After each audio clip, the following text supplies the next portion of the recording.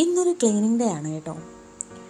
ഒരു റൂം എങ്ങനെ ഇരിക്കണമെന്നും ഒരു റൂം എങ്ങനെ ഇരിക്കാൻ പാടില്ല എന്നും ഉള്ള രണ്ട് വശം ഞാൻ ഈ വീഡിയോയിൽ നിങ്ങൾക്ക് കാണിച്ചു തരാം കേട്ടോ. പിന്നെ എൻ്റെ റൂം ഇങ്ങനെയൊക്കെയാണ്.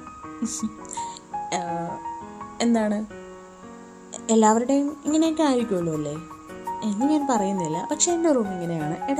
ഇട ദിവസങ്ങളിലൊക്കെ ഇങ്ങനെയൊക്കെ ആവാറുണ്ട്. അത് ഞാൻ ക്ലീൻ ചെയ്യും, ഇടയ്ക്ക് മോശമാകും, അങ്ങനെയാണ്. ഇത് എനിക്ക് ഏറ്റവും ഇഷ്ടപ്പെട്ട സംഭവമാണ് കേട്ടോ. ഇതിനെ കെട്ടിപ്പിടിച്ചാണ് ഞാൻ കിടന്നുറങ്ങുന്നത്. അടുത്തുള്ളപ്പോൾ ഒരു ആശ്വാസമാണ്. അപ്പോൾ ഞാൻ ഒരു 6 മാസം നാട്ടിലായിരുന്നു. അതിനുശേഷം വന്നതിന് ശേഷമുള്ള ഫസ്റ്റ് ക്ലീനിങ് ആണിത്. ഇത് എൻ്റെ കൂട്ടുകാരാണ്. ഭയങ്കരമായ പൊടിയാണ്. കാരണം എത്ര നമ്മൾ തുടച്ചിട്ടാലും തൂത്തിട്ടാലും കുറച്ച് കഴിയുമ്പോൾ നല്ല പൊടിയായിരിക്കും. ഇത് ഞാൻ ചെയ്തതാണ് കേട്ടോ, കുപ്പിയിലെ വർക്ക്.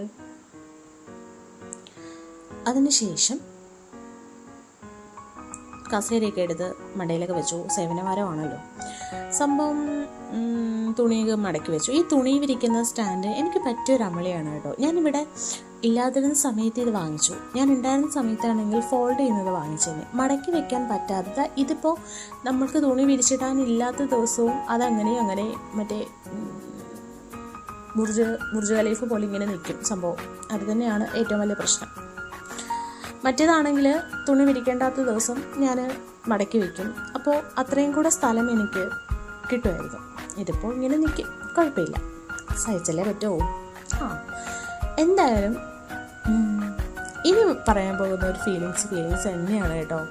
ഇത്രയും കഷ്ടപ്പെട്ട് ജോലിയൊക്കെ ചെയ്ത് നല്ല ക്ലീനായി കിടക്കുന്ന റൂമിനകത്ത് സുഖമായിട്ട് കിടന്നുറങ്ങാൻ പറ്റുന്നത്. നാട്ടിലത്തെ ഇപ്പോഴത്തെ ചൂടിന് അങ്ങനെ പറ്റില്ല എന്നറിയാം, പക്ഷേ ഇവിടെ എനിക്ക് AC ഉണ്ടല്ലോ, ഞാൻ സുഖമായിട്ട് കിടന്നുറങ്ങും.